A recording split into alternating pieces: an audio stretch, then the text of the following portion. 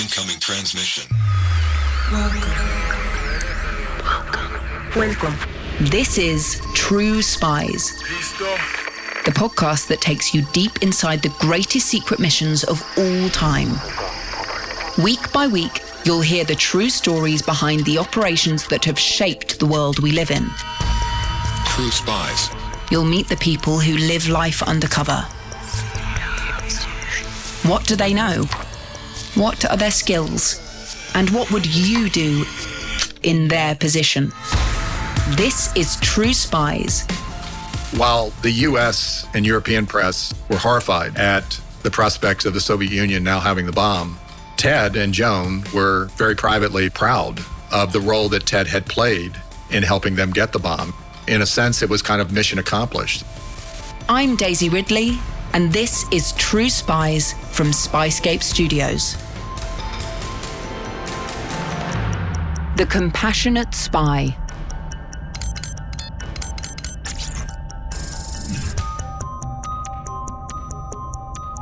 It's October of 1944. The Second World War is still raging. Bombs continue to drop. Machine guns continue to fire, and people are still dying every day.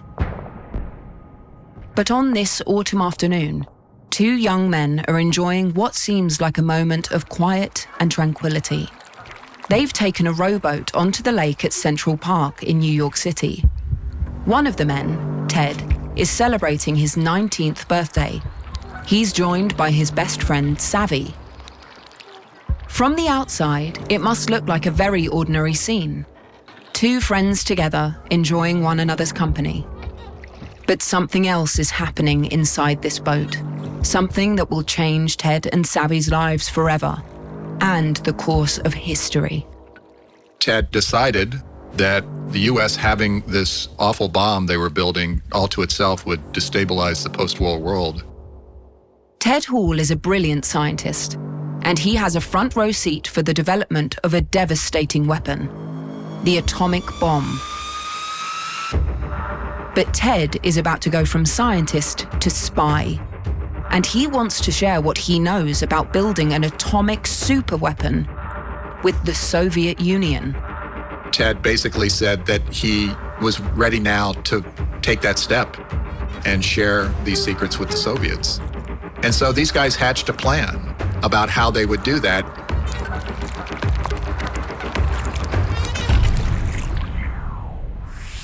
This is Steve James.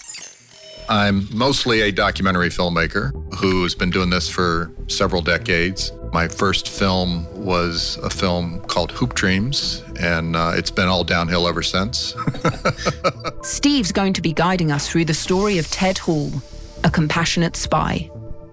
But before we can really understand what happened in that rowboat and the world-altering chain of events it triggered, we have to go back in time to Ted's childhood. So Ted grew up in New York City, and he came from a family of Russian immigrants. Ted Hall was a brilliant child. He excelled in mathematics and physics, and he shared his enthusiasm for science with his elder brother, Ed. Ed was also an incredibly gifted scientist, and he'll figure in our story later. Ted graduated high school when he was just 14 and then went to Harvard, one of the most prestigious colleges in the world. And it was here, in 1942, that Ted met his best friend, Saville Sachs, aka Savvy. And in some ways, they couldn't be more different. Savvy was a much more sort of creative guy. He was interested in theater. He was also not a very good student. He was not very committed to his education. But one of the things that they shared very closely was a very similar belief about politics. They were both leftists, so they bonded over that. And so they were sort of kindred spirits in a lot of ways. Savvy and Ted's time at Harvard played out against the distant backdrop of World War II. As they continued their studies, the war rumbled on, thousands of miles away. But ultimately, it would come for them too, separating them at the peak of their friendship. Because after graduating from Harvard at just 18, Ted was recruited by the US Army to go to the Los Alamos laboratory in New Mexico and become a part of the infamous Manhattan Project. At Los Alamos, the Manhattan Project was a project begun by the U.S. government, allegedly spurred by the concern that the Germans were attempting to develop this super weapon. And so they set about to gather together the greatest minds of physics and engineering and chemistry and have them go to this facility out in New Mexico, Los Alamos, a base there, and to develop this super weapon. That super weapon was, of course, the atomic bomb. And a teenage Ted Hall was among the great minds of physics, engineering, and chemistry working on the development of the first bomb. I mean, can you imagine? You know, it's like he was in the big leagues. So he was excited by that. And there was an aspect of this endeavor that was thrilling to him, and I think thrilling to most all of the scientists who were there, which was, you know, they kind of looked at this as this incredible challenge. I think what made them feel emboldened to take on this challenge was the genuine fear that the Germans were working on this and that we could not let them beat us to this. So I think that gave a lot of people, including Ted, the feeling that they were doing the right thing in working on this project, that they were trying to save the world, literally. A shy teenager saving the world. It sounds like fiction, but that was the reality of Ted's life during the war. Initially, Ted was a junior scientist. He was the young graduate helping support the men in charge. Men like Julius Robert Oppenheimer, the director of the Manhattan Project. I hear there's a film coming out about him. A little film. But over time, Ted's responsibility grew. He may have started in a fairly lowly capacity, but it wasn't long before they put him on the project developing fission. The fission, process, which is the part of the process that ignites this huge explosion in the bomb. So he was working in a very important area of the research, and he really impressed his superiors, and so they gave him more and more responsibility. And that, of course, led to him having more and more access to what was really going on there.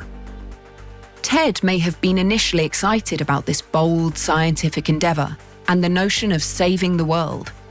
But over time, he began to grow concerned with the implications of the Manhattan Project. A big part of that concern was rooted in the fact that, despite being the US's supposed wartime ally, the Soviet Union was not involved in the building of the bomb. They were being kept in the dark.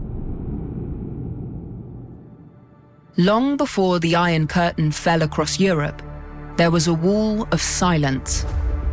Ted was worried about the real possibility that the US would have a monopoly on atomic weapons and what that meant for the future of the world. What would things be like if one nation could wipe out any other at the push of a button? Ted had genuine fears that the US could, itself, become a fascist government and bully the world with its arsenal of superweapons. Ted worried that in the post-war world, that if a reactionary government came to power, a president came to power in the United States and had this awful weapon all to themselves, that they might not hesitate to use it and to bomb the Soviet Union without cause. And so, teenage Ted decided to do something about it. He decided to start passing information to the Soviet Union to help them have the information to build their own bombs. And that brings us back to 1944 and the rowboat in Central Park, and Ted's best friend, Savvy Sachs. Like Ted, Savvy is concerned about a US monopoly on nuclear weapons. Savvy is also the child of Russian immigrants and sympathetic to the Soviet Union. In fact, when Ted first told Savvy he was going to Los Alamos to join the Manhattan Project, Savvy's reaction was, "You have to tell the Soviets." At that time, Ted wasn't convinced, but all of that had changed. Now, he was ready to go from scientist to spy. So these guys hatched a plan about how they would do that. And Savvy's idea, which was fairly brilliant, was that he would go to the Russian embassy purportedly to find out what had happened to his grandparents during a massacre back in Russia. And that would be the ruse with which he would go to the embassy. Take a step back. And consider that Ted and Savvy are practically children. Ted is still a teenager, and here he is, planning to pass secrets to the Soviets. Secrets that will help another powerful nation build bombs with a capacity for unprecedented destruction. The implications of what they were doing were huge, for them and for the world. Ultimately, Ted and Savvy go ahead with the plan and make contact with the Soviets. But initially, there's a hitch. First, the Soviets were skeptical. First of all, they thought they were like crazy. It's these young guys. What could they possibly know? The next thought was that this could be some kind of double agent thing going on. They were going to come in there and it really was, they really were working for the US, for the CIA. But the Soviets soon began to pay attention when Ted supplied them with the names of the key scientists working on the atomic bomb. Soon, Savvy and Ted developed their own system to pass information back and forth to the Soviets. Essentially, Savvy would act as a courier, taking messages from Ted and passing them along to the Russians. They worked out this code using Walt Whitman's Leaves of Grass as a way of communicating. They were engaged in all of this kind of like spycraft that they had no idea what they were doing, but they were just winging it to make this all work, and it somehow did. In the mid-1940s, Ted Hall lived two lives. In the first, he was at Los Alamos, working feverishly to develop the first nuclear weapon and assure the United States supremacy against all opponents. But at the same time, he was a spy, doing his best to sabotage that very outcome, determined to prevent a future nuclear dictatorship. Savvy and Ted's Soviet handlers assigned them code names. Ted was Mlad, a Slavic word meaning young, and Savvy was Star, which meant old. In one report, a Soviet spy wrote the following description of Ted: rather tall, slender, brown-haired, pale and a bit pimply-faced, dressed carelessly, boots appear not clean for a long time, slipped socks. His hair is parted and often falls on his forehead. His English is highly cultured and rich. He answers quickly and very fluently, especially to scientific questions. Perhaps because of premature mental development, he is witty and somewhat sarcastic, but without a shadow of undue familiarity and cynicism. His main trait, a highly sensitive brain and quick responsiveness. In conversation, he is sharp and flexible as a sword. End quote. Clearly, Ted and Savvy were not the kind of spies you see in the movies. For instance, when spies rendezvous, they are taught to scan the area for any surveillance before risking an encounter. On one occasion, when Ted and Savvy met to exchange information, they bumped into each other on the street before reaching their meeting point, and then proceeded to walk there together. Not exactly inconspicuous. Still, the pair did succeed in passing vital information along. We already know that Ted passed along the names of some of the key scientists at Los Alamos. But that was just the tip of the iceberg, because Ted Hall would ultimately hand the Soviets material that would greatly accelerate their own push to build a nuclear weapon. The key information that Ted passed along to the Soviets had to do with the fission process that he had been working on, which again was an incredibly vital part of the bomb-making process. In layman's terms, the fission process is what makes the bomb explode and unleash its devastating power. And the more Ted understood that power, the more worried he was. But it turns out that Ted wasn't the only one who had misgivings about the US hoarding nuclear weapons and their devastating potential. In fact, Ted Hall was not the only spy at Los Alamos. There was another scientist who was working with the Soviet Union, unbeknownst to Ted, named Carl Fuchs. And Carl Fuchs had come to the same conclusion that Ted did independently, and he started working with the Soviets, and he also passed along similar information. But the Soviets, when they got the information from Carl Fuchs, they didn't necessarily believe that he was giving them real information. And why was that? Because Carl Fuchs was German. So when Ted passed along his information, it also confirmed what Carl Fuchs had passed along, and between the two of them, they knew that they had rock-solid information about fission. The Soviets now had key information on how to create a nuclear weapon. In theory, they had nuclear capability, but in reality, they were still years behind the scientists at Los Alamos. And in the mid-1940s, Ted and the scientists on the Manhattan Project were getting closer and closer to making a bomb that worked. The day for a test blast finally arrived on July 16th, 1945. If you haven't seen footage of the explosion, watch it. All these years later, it's still an awesome and terrifying sight. The thing that's kind of amazing about it is just the sheer power of it from a single bomb. You have to see it to believe it. It is sort of this awesome force of nature and technology happening at once. The blast took place in the Jornada del Muerto Desert in New Mexico, a vast expanse of flat land, sand, and nothingness. The bomb, nicknamed Gadget, was dropped from a 100-foot steel tower. Then, boom. First, there was a flash of light, a flash that was said to be brighter than 1,000 suns. And then came the shockwave, and a massive mushroom cloud that was over 7 miles high. Scientists watched through welder's goggles so they wouldn't damage their eyes. And with that flash and that boom, the world changed. Most of the scientists at Los Alamos celebrated. They'd done it. They'd built the bomb. But not Ted.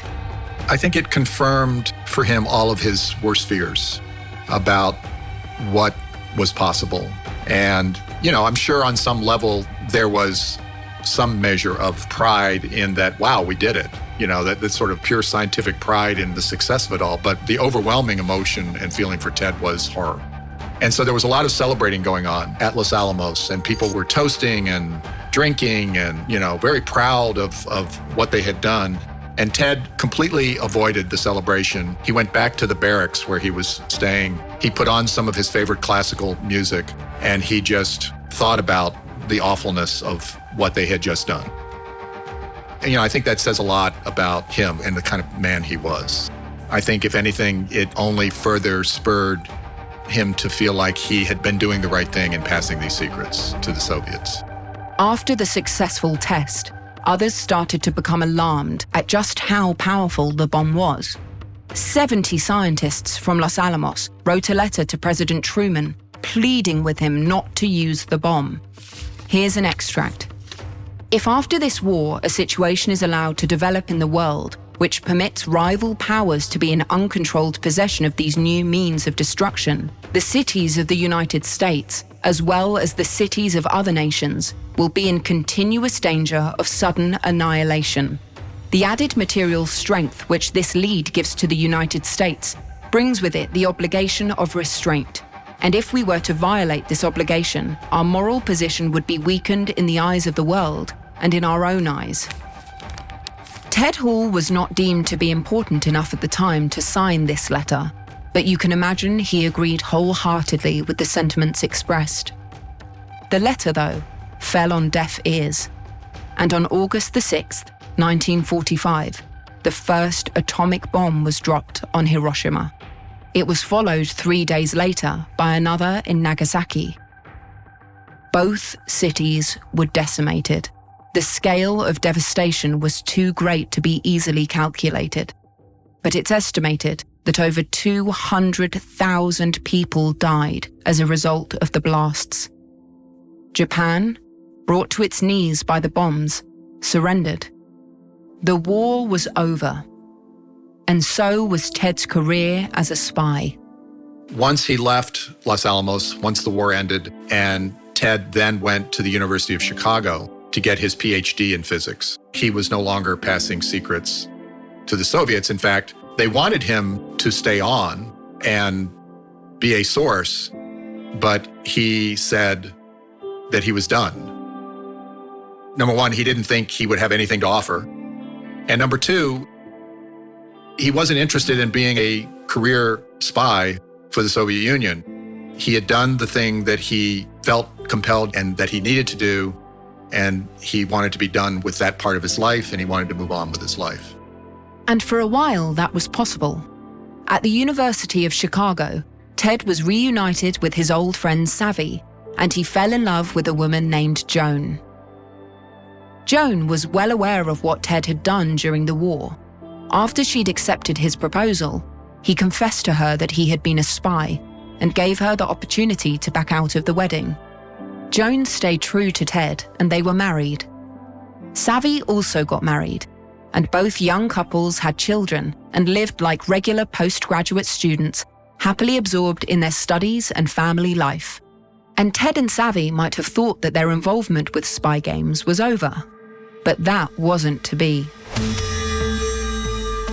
To understand what happens next, it's important to contextualize the US's relationship with Russia and how that has changed over the years. During the war, Russia and the US were allies. They were fighting on the same team. There had long been tension between the two powers, but a lot of American media representations of the Soviets were favorable during the war. Everyone was united against the same enemies. But things started to change towards the end of the war.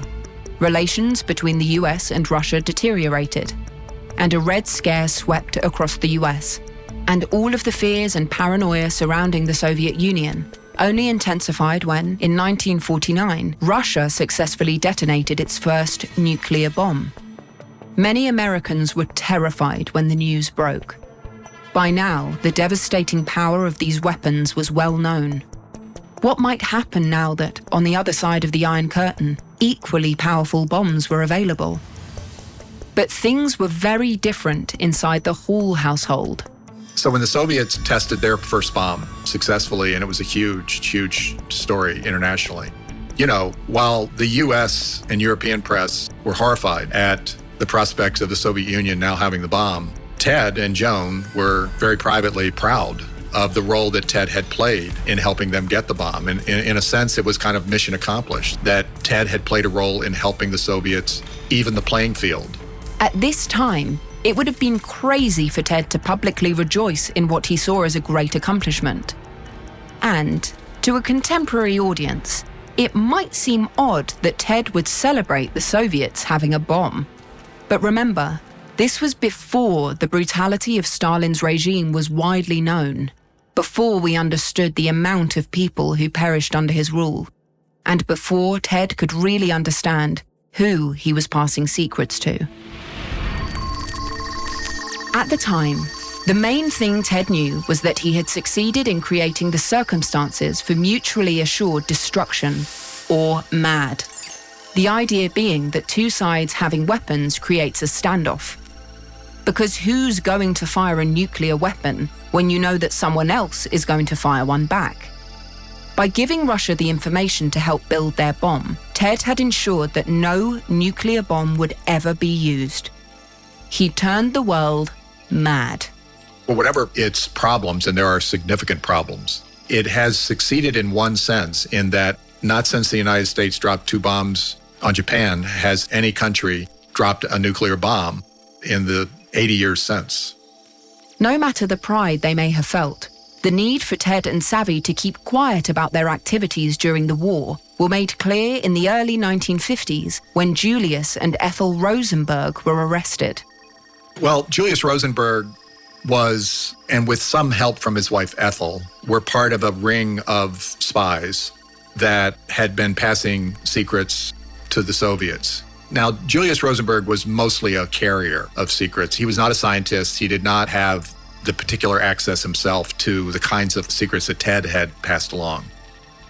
But when they were arrested, it was a firestorm, and it was a huge deal because it was as if Julius Rosenberg was responsible for the Soviet Union's getting the bomb.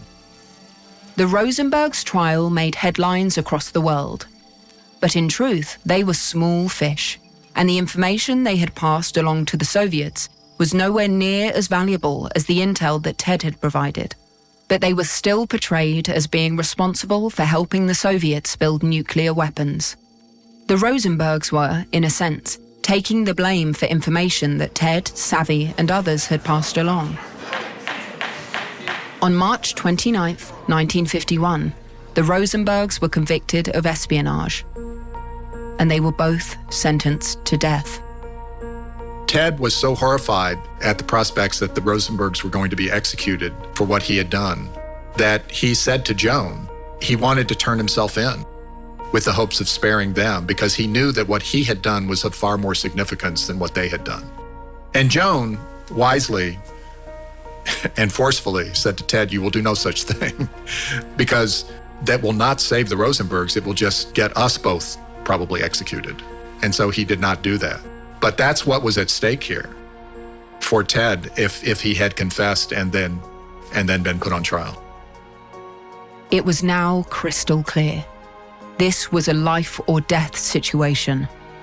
Ted and Savvy had to keep their secrets or face the same fate as the Rosenbergs. Perhaps they understood that their time would come too, though it's doubtful they could have known just how soon their own lives would hang in the balance.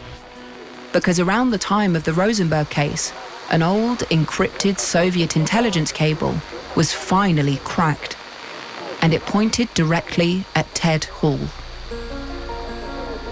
It didn't take them that long once they broke the code to figure out that there was this young scientist at Los Alamos who had been passing secrets to the Soviets, and the sort of code name they gave Ted was not far removed from his actual name.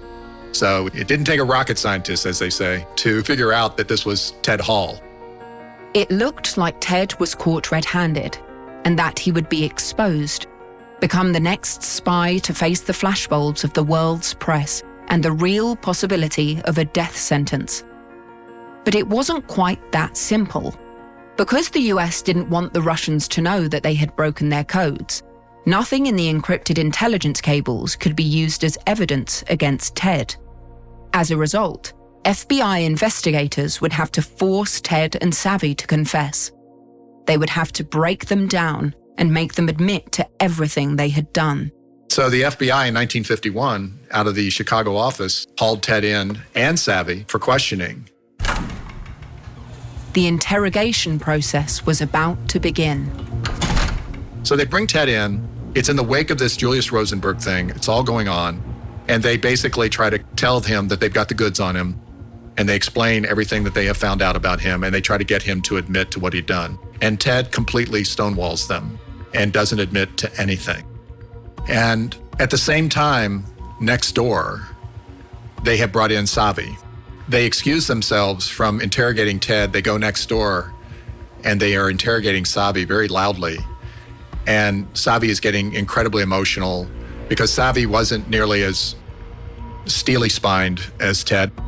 But lo and behold, he doesn't break either. So between the two of them, the FBI is stonewalled. This is a Friday. The FBI released Ted and Savvy for the weekend. They'd gone through the ringer, but stood firm. Still, the pair began to wonder, how long can they keep this up? Should they come clean? Confess? Maybe try to make a deal? Savvy and his wife, Joan and Ted, they each have a kid. They go for a walk in the park with the kids in the stroller to talk about what has happened and to strategize about what they should do. And Ted is very firm that we should do nothing and we should basically not cooperate. Ted Hall stood firm under all the pressure that the FBI could summon. He wasn't going to bend. He wasn't going to break. And he would not confess. When they bring him in for this interrogation, they tell him he needs to come back Monday. And when he came back on Monday, he basically said, "I no longer want to speak to you. So unless you're going to arrest me, I'm going to leave." And so he gets up and he walks out. It's reported that before leaving the FBI office, he buttoned up his coat and wrapped a scarf around his neck before walking outside. The FBI agents who had been interrogating Ted followed him to the elevator. Once the doors closed, it looked like Ted and Savvy were free, but not so fast. The FBI had another tactic to try to catch Ted Hall. His brother, Ed Hall. So Ed Hall, Ted's brother, he was 11 years older. Ed was a brilliant engineer. He went to Caltech. He was in the Air Force. He was not flying fighter planes. He was designing rockets. He was designing rockets that would eventually be the ICBMs that would eventually carry nuclear warheads. Initially, the FBI were worried that Ed was a spy too. Imagine that. A pair of prestigious and decorated brothers, both turning out to be Soviet agents. The truth was that Ed knew nothing about what Ted had done. He only found out about everything when he went to visit his brother. But it turns out he wasn't the only one calling on the Hall household that day. Ed made a secret visit to Ted in Chicago. He showed up unannounced, unplanned, and they went for a walk. That particular day that Ed showed up, a phone repairman had shown up unannounced as well to say there were some problems with the line and that he needed to do some work on their phone. Joan didn't necessarily think it was crazy or suspicious, at least initially. So this guy comes in, he's taking their phone apart, he's working on their phone lines. Ed shows up, he sees this phone repairman doing stuff on the phone, and he says to Ted, basically, let's go for a walk. And so they go for a walk in the neighborhood, and basically Ed says, tell me what this is about. Is there something going on here? And Ted confesses to Ed what he had done. And when they return, Ed checks out the phone and determines very quickly that, yes, this phone has been bugged. Over the years, the FBI made more efforts to catch Ted, but he continued to evade them, to hold on to his secrets. He and his wife Joan toyed with the idea of moving to Russia, but in the 1960s, the Hall settled in England, and Ted used his brilliant mind to develop new groundbreaking techniques for examining biological tissue. Perhaps he thought his secrets would never be told. But in the mid-1990s, something happened that finally exposed Ted. The National Security Agency declassified the decrypted cables that identified Ted and Savvy as Soviet spies. It wasn't long before journalists came knocking on his door. Initially, Ted continued to hold on to his secrets, but finally, in 1997, 50 years after he'd helped the Soviets build an atomic bomb, Ted Hall confessed. The thing you have to understand is, at the time all this was happening, Ted had cancer and Parkinson's, and his health was in serious decline. And so I think there was this feeling that, yeah, if he wants to sort of have his version of what he did out there for posterity, this was the time to do it. In the years before his death in 1999, Ted talked to a number of journalists about what he did during the war and how he became a spy. And he also talked about how he sometimes wondered if he had done the right thing. Remember, as much as Ted was sympathetic to leftist ideology, he had no idea what Stalin would do to Russia in the post-war years. He gave them the bomb to stabilize the world, not because he wanted to empower a dictator. And during his later years, that troubled him. Ted had regrets about what he had done because of what became clearer and clearer about what was going on in the Soviet Union. You know, between the purging of the military, between genocide in Ukraine, between the gulags and, you know, what happened under Stalinist Soviet Union, it became clearer and clearer that the Soviet Union was a totalitarian dictatorship, and that for all of America's problems, the Soviet Union, you know, was arguably had it much worse. In one interview, Ted was asked why he did what he did, and he gives a surprisingly simple answer. He doesn't talk about mutually assured destruction.